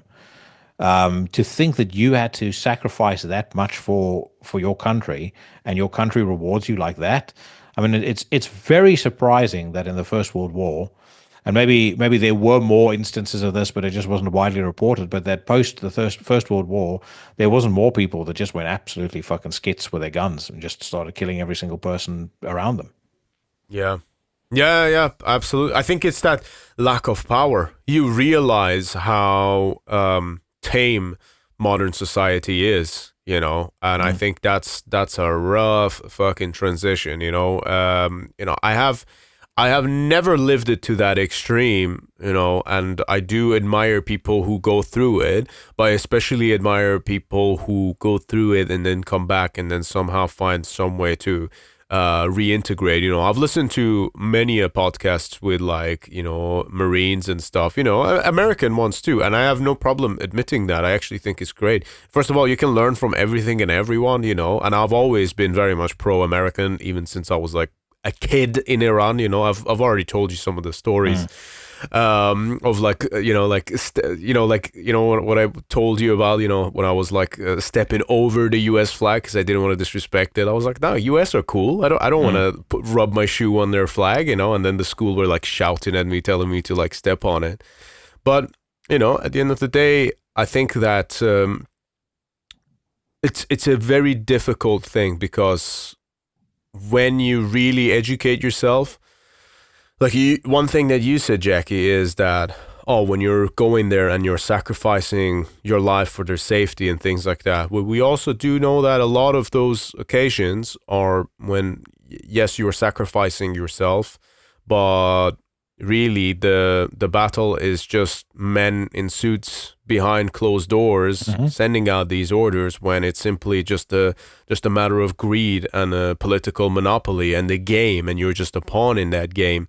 And I can, and if you were in that game and that's something that was extremely meaningful to you and you felt very close about it, and that realizing that purpose in itself was to an extent a lie, ooh, that's a tough one, Well, that's how the men that returned from Vietnam felt, because upon returning from Vietnam when the war was over, they realized that the whole thing had been a waste. The question was asked, what have we gained from this?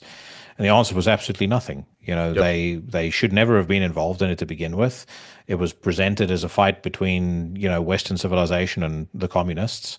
But it was just a quagmire where, hundreds of thousands of American soldiers died, hundreds of thousands more of South and North Vietnamese, and it should never have happened. I feel like in many ways, the Ukraine has all the makings of a future Vietnam, which is why I've been so strongly in favor of any kind of peace, or negotiations to get peace, and why I've been scratching my head so vociferously about the fact that I see so many people that, in my view, should know better, be so staunchly in favor of continued military action there, even if that military action included, NATO boots on the ground.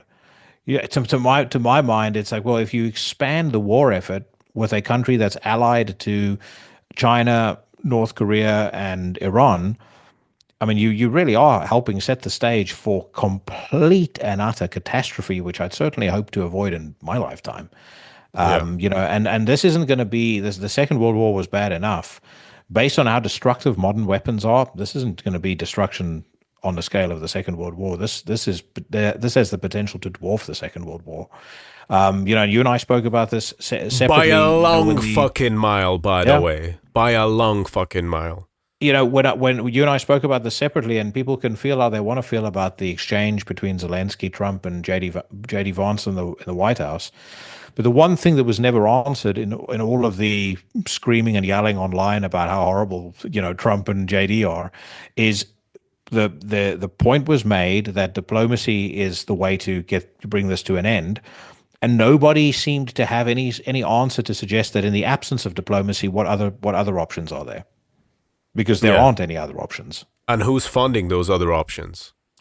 Precisely. Yeah. So when they talk about like a security force or security guarantees, by my measure, or as I see it, and again, anyone can prove me wrong if they've got the data to back it up, but that would be NATO boots on the ground. NATO boots on the ground means NATO gets involved. That's something we need to try and avoid at all costs. If we can if you can bring the war to an end without that happening, that is infinitely more preferable than the NATO getting involved. And to your point, there is not a single country in Europe that can afford financially to get involved to the extent that they're claiming that they're going to. As a matter of fact, I read an article today where it's all but confirmed that most of the countries that were making spending pledges basically can't meet those spending pledges. Absolutely. And also, the thing that I think people should really remember is this is not a left versus right thing. This is not a game of policies anymore. This is a case of we all should mutually want there to be no war. Okay? We just don't want there to be war. Now, who gets us to that level is secondary to that. Okay? The priority here should be ceasefire, first and foremost. And, the thing is as well, Russia is, to play the devil's advocate, Russia is kind of like in some ways, well, in many ways, is kind of an evil political entity. You look at the history of the country, you could see that, and they're actually responsible for a lot of the shit that we're having to deal with. I'm sure you've seen the famous Yuri Bezmenov speech from the 80s and all of that, and that's like you're seeing it right here, right now. But what's crazy is that some of the same people who fall for the psyops are the same ones somehow pushing for the war. And you have to understand that the fucking genocidal previous administration that the US had, this was run by the same people who have got their own bunkers and all have their fingers in the pie for the game. And the game is military-industrial complex. These people are not afraid if things really start to fall apart. And yes, you don't want to completely self-sabotage your own business, because at the end of the day, that's what it was to them. And, and obviously they try to do a lot of things under the guise of diversity and acceptance and all these things. And I think luckily a lot of people could see through that. And instead of going online and having outrage about it, they just responded with something that they put on a paper ballot and just sent it through, without necessarily going and screaming, shouting about it. That's why the Democrats lost by a majority. And I think that the thing that you got to understand is that these people were literally digging all of our graves, okay? And I'm not saying that now whoever's in charge now should not be open to criticism. In fact, one thing that I absolutely love is this conversation that I see about, why haven't the prices of eggs gone down yet? So and so, you know what I mean? And that's a nuanced conversation of its own. There's a reason why that's not the case. But I love that people are asking those questions. People all over the fucking world should be asking questions like that. But why weren't they asking those questions a few years ago? That concerns me. We should ask that at all times. I don't know if you follow Ian Smith on Instagram. He did this thing. I think I might buy one of them. But he's got a hat. He's selling like this cap. He's like a political commentator, originally a fitness owner. I see Steve Austin liking a lot of his posts, which makes doubles my respect. Doubles my respect for Steve first and foremost. But this guy actually came up with this hat that says, "Make politicians afraid again." And I fucking love that. I think that's great. Why don't we all aspire for that? Okay? Like, why do we have to just completely buy into the bullshit fucking made up scam of the media and the fucking Jimmy Kimmels of the world to be told, or the Fox Newses of the world to be able to think, oh, okay, yeah, so this is the person, And it's like, I just wish there was a little bit more nuance and we were really faced with the concern of what we're all actually dealing with, which is the possibility of utter annihilation and future of humanity. So let's focus on that. Who gets us there is secondary to that, and that's just my 2 cents on it. Problem is, too many people have it's not that they are lacking in political principles. They never had any to begin with. And so they're entirely led by whatever the news media tells them. The news media, the politicians are aware of this, and they use the news to the news media as the organ to do their bidding, and they do it in really insidious ways as well. I mean, it's done not only through the mainstream news media, it's done through Hollywood, it's done through all the various forms of propaganda that the vast majority of people in my and your generation have had pumped into their heads since day one. And I think where I get particularly frustrated is when you have these people who will talk a big game about how they're individuals and they think for themselves, this, that, and the other. But if you actually sat down with them and you said, and you broke it down into, different topics and into different key policy, areas, and you said, okay, what do you think of this and why? They wouldn't be able to answer that question. The way that, remember when I sent you the link to I Side With, like that's the way you should think about politics. Because you should work with the assumption that I will never find a politician who I 100% agree with. It should be, in theory, it should be impossible because nobody is 100% aligned to anybody unless you're some sort of cultist or religious zealot. Now, again, I think there's an awful lot of people that, probably don't even know why they voted for Trump. They just voted for him because, they feel like they're part of the MAGA crowd. They go, America first, yeah. Like, there's no thinking. By the way, that must be a very small percentage of the people who actually voted for him. It has to be. even though it's portrayed to be the other way around? I don't know. I don't live in the US, so it's hard to say. I know an awful lot of people that voted for him, and they all seem pretty level-headed to me. You know, what I would say is this: I come across an awful lot more people that are, you know, either suffering very clearly from severe mental health problems, are completely and utterly ideologically blinded. Again, like I said, have no understanding of anything to do with economics, history, geopolitics, and equally nothing productive or positive to add to the conversation. They just want to rebel and scream and hate.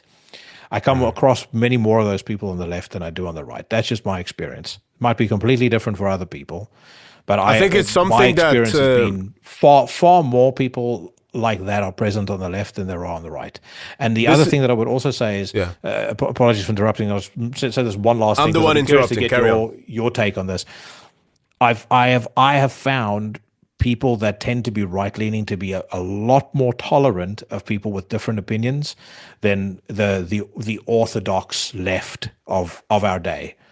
If I went and I posted something, you know, if I posted a message on Facebook today, and I said, to everybody that disagrees with what Doge is doing, explain to me how a country that's $36 trillion in debt is meant to, one, balance its deficit, or get its deficit down, or pay off its debt, and fund Social Security beyond 2027, because Social Security, in addition to the $36 trillion in debt, is an additional, I believe the number is $23 trillion in unfunded liability. So effectively, as things stand right now, Social Security is bankrupt. They will have to either significantly cut Social Security or simply not pay it to the elderly beyond 2027, 2028. About is the time frame. So explain how you're going to do those things without cutting costs. Just that is the principle. Not, I hate Elon, he's horrible, he's enriching himself, as the myth goes. Again, no one will be able to give you an example of where he's doing that. But, you know, he's enriching himself, he's dark, MAGA, you know, PayPal mafia and all this garbage. I'll tell you my thoughts on that in a second. No one will be able to answer that, and I guarantee you at least 50 people will unfriend me instantly. Now, somebody posts, you know, Elon is dark, MAGA, fuck these people, insane nonsense. I look at it, I shrug my shoulders, and I go, I just won't talk to this bloke about politics again, and I move on. and I know you're the same way, and the vast majority of people that I know think the way that I do are exactly the same way. And that to me is always that's never sat well with me. I don't dwell on it, but if I think about, you know, when people really start to get personal about this sort of stuff, and, you know, think that because you believe in fiscal conservatism, you know, and you believe in what I believe to be our common sense, you know, policy positions, that you're the worst person on the face of the earth, and they start to lay into your character, you know, I kind of look at it and I just go, it really does feel to me like we're at a point where actually the two sides there is no more bridging the gap, and that's tragic, because that to me is only going to lead to one place. Either countries are going to have to split somehow, or there's just going to be civil unrest constantly. I mean, we see the beginnings of it in America right now.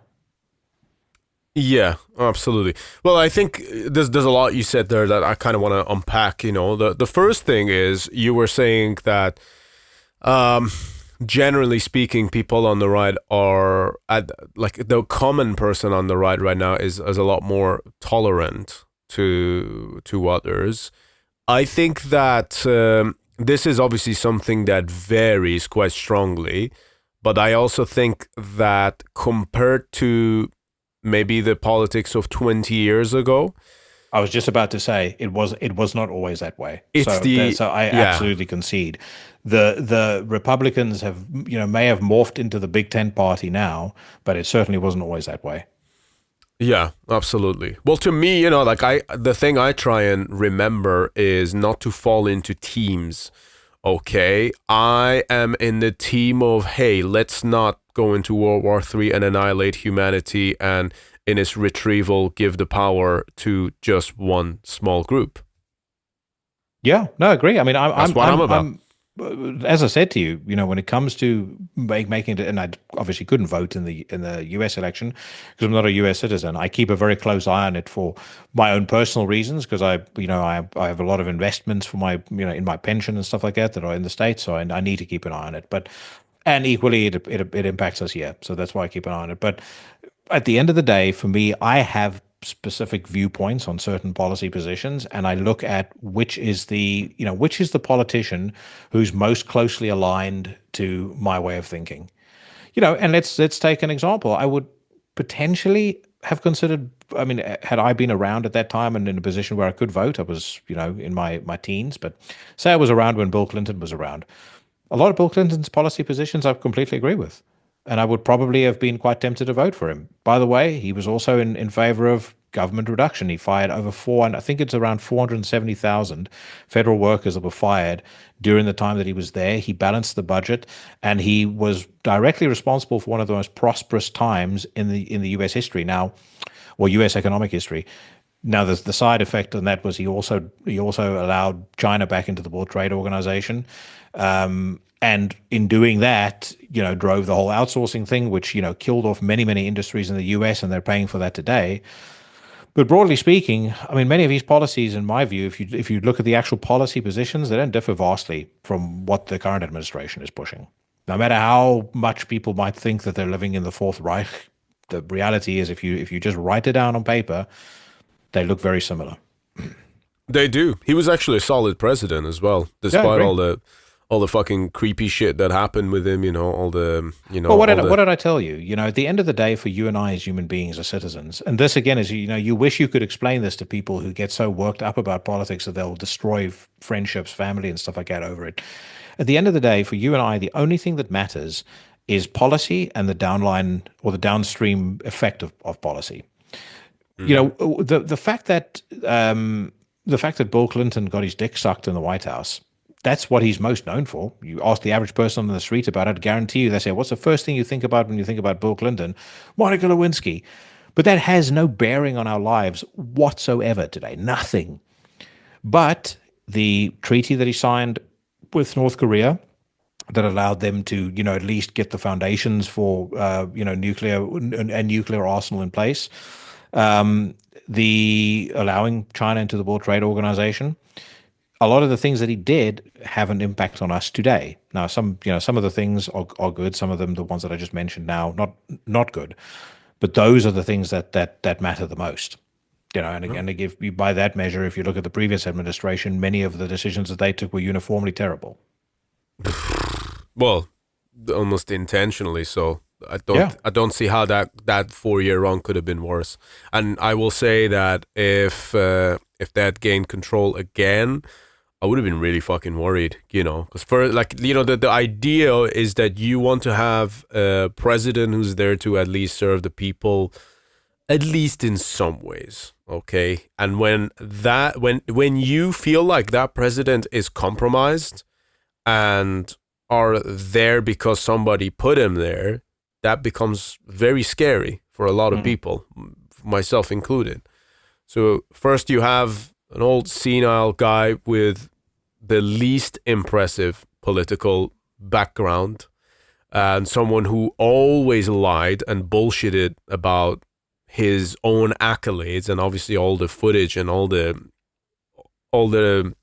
evidence is already there, and people have seen this, some people turn a blind eye to it, even though it's all there in the open view, but he was a very, very incompetent politician, so then to have someone like him in power, where the guy is like, you wouldn't let him work front of house at a minimum wage, like fucking pub, let alone run the strongest country in the world, which obviously he wasn't running it.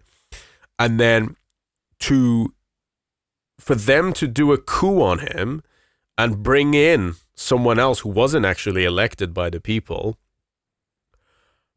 it's just like, that's scary shit. That shows you that move. It's such a clear as day thing that for some reason a lot of people seem to have difficulty grasping. But it's like that in itself shows you that party is heavily compromised.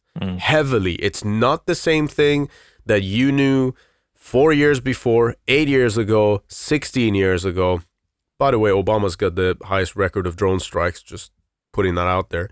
Well, so it's not like the statistic is something to the effect of there were more drone strikes in his final year as president than there was for the entire 8 years of George W.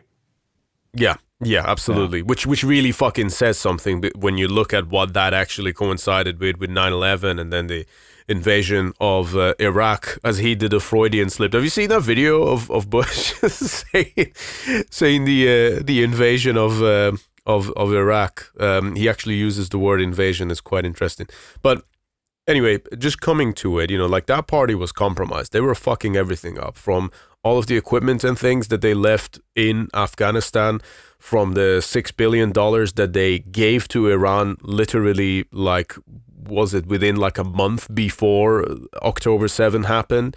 And, everything that happened in Ukraine, between Ukraine and Russia, all the fucking money that they fucking sent over there. Albeit, given a lot of that was in the form of weapons, so they were basically paying themselves to manufacture weapons to send to Ukraine. I don't know if you knew that, but that's basically how they were. Yeah. That's how they were doing it, and and it's just like they caused a whole lot of shit shows. The vax mandates, everything else, and they got all these crazy fucking people, like their fucking health secretary. I don't know how anyone can look at that and in good conscience think, oof, yeah, this is what I'm supporting. It's compromise. It's not what you thought it was. And I get that a lot of people are very upset, but I just say, just just when it comes to politics, I think that being colorblind to the parties is a very, very important trait to have in today's world. Why? Because then you will get, as you put brilliantly, is you get to kind of separate those policies. It's like, well, which one of these policies actually affect me, my family, my loved ones, my job, my career, my goals, my vision for the world, and then go off of it based on that, And once again, that's you and I are talking about this. I recommend people to go on the I Stand With website and really think about what you want the policies to be. Don't be scared of what the results might show. No, just be honest, and one more thing I want to just add to this quickly, just to play the devil's advocate, because I am a believer of common sense, and I believe that common sense is more prevalent in people than sometimes even they themselves let on, okay? Because I think that when you're saying, for example, that if you go online and then you see someone from, let's say, like a left person going online crying about something, saying, oh my God, this is this and that, draw swastikas on Teslas and stuff, which I think is really fucking dumb, by the way. But if someone is saying that and you're saying you shrug it off, I think there are still a lot of people who we probably know who are on that side, who, if any of us were to put, because I'm, as you know, I have very much conservative tendencies, and that's something that's come with age. I think it happens to anyone who actually chooses to grow and stop being a loser. But it's yeah. I think it's also that I'm still very much like I look in the middle. I've always been like you know what I'm like. I'm always like, well, what's actually the real truth, the hard truth here, okay? And I think that there's still a lot of people even who go online and have outrage, that see opposing opinions, that they still do swallow it. They still just say, oh, okay, I won't interact with this as much. Like I have friends who are like hardcore vegans who probably have clearly seen pictures of me posting like steak online or eating something, but I'm still friends with them. And even though I know they've probably seen that, and even though I see them doing their thing, we're still fine, I think people have a lot more in common. The problem right now is because there's such a loud echo of this outrage, people just think it's more acceptable for them to go online and complain. Otherwise, their opinion is not the popular opinion. Their opinion is not constructive in any ways. They just think that because it seems like they're in the majority, because it seems louder, they get to then go and express those views. Oh, Orange Man bad. oh, Tesla Nazi, this and that, you know. And I'm not saying you shouldn't criticize any of those parties. You should fucking criticize everyone. That's my whole shtick, is you should be able to criticize every fucking body. Just don't fall into the teams. And I think that we can all get along, and as long as we can all agree and prioritize that we shouldn't have World War III, then we're good. Well, this is the crazy thing about modern society, though, is like it you know, after that incident, it really started to feel like, to me, like, are we even divided on this? Like, I mean, because in my view, literally the people that are complaining about the pursuit of a diplomatic pathway to peace, those people are effectively tacitly saying, yeah, let's expand the war effort, because that's the only other option. Whether it's, like we said before, whether it's NATO boots on the ground, you know, coming in the guise of security measures, you know, or whether it's sending troops. I mean, I saw just today the Ukraine has now demanded troops from, you know, combat ready troops from Europe. How do you think that's going to work out? I mean, you know, I also think that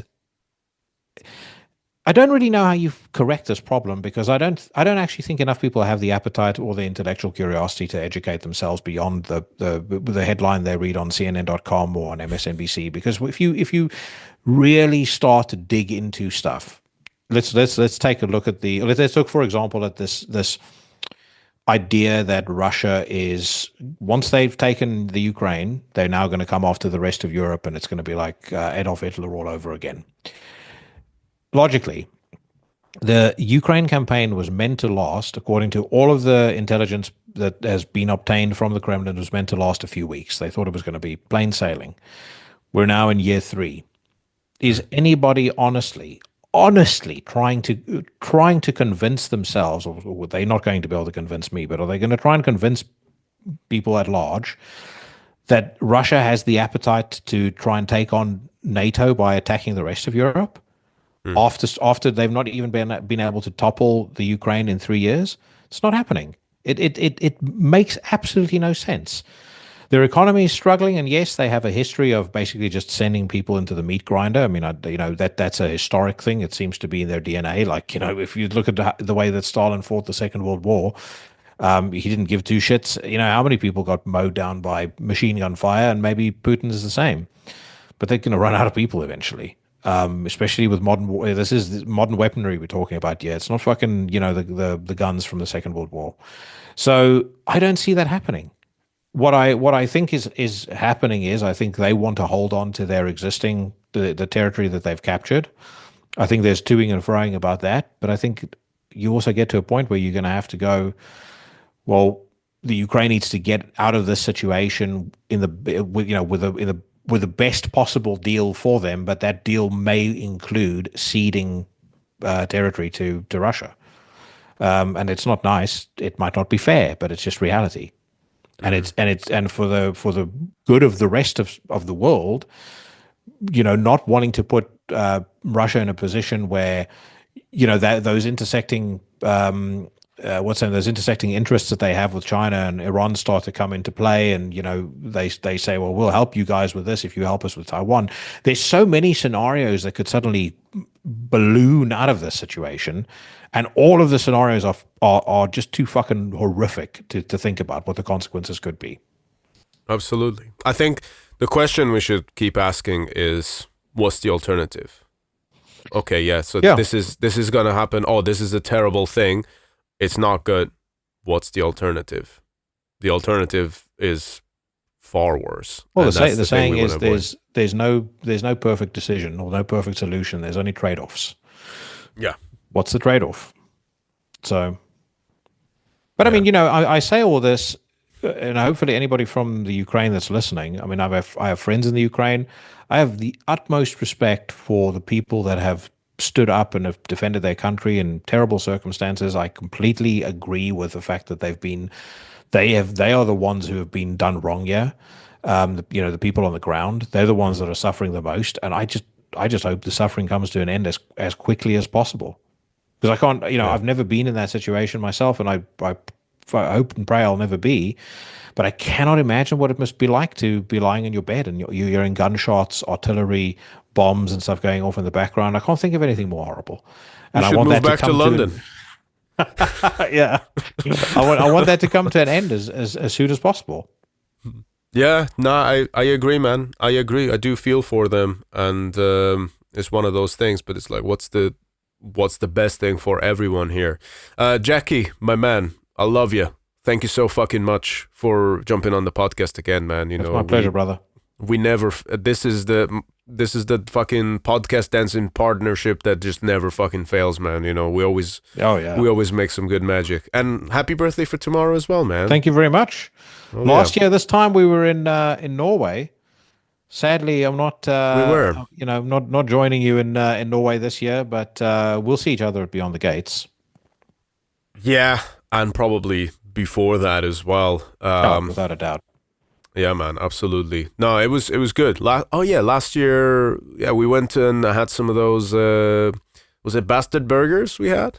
That was pretty fucking good. We went to another place. I went to Bastard Burger on the Sunday night, and it was so fucking delicious.